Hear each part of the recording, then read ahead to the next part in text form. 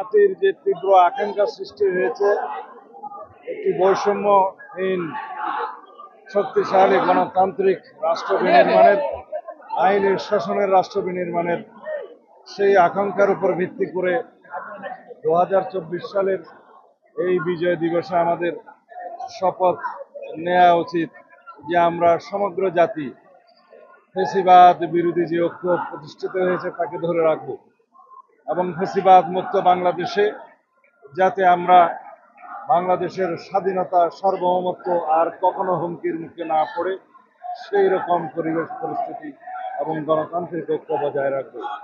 আমরা শুনেছি গণতান্ত্রিক প্রক্রিয়া শুরু করার জন্য মাননীয় প্রধান উপদেষ্টা ইতিমধ্যে একটি ধারণা দিয়েছেন।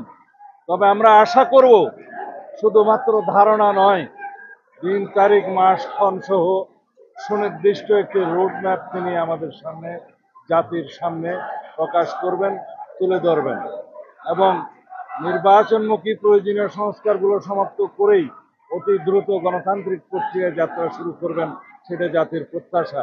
এবং এর মধ্য দিয়েই বাংলাদেশের জনজীবনে এখন যে অস্থিরতা এবং একটা অনিশ্চিত পরিস্থিতি, সেটার সমাপ্তি হবে বলে আমরা আশা করি।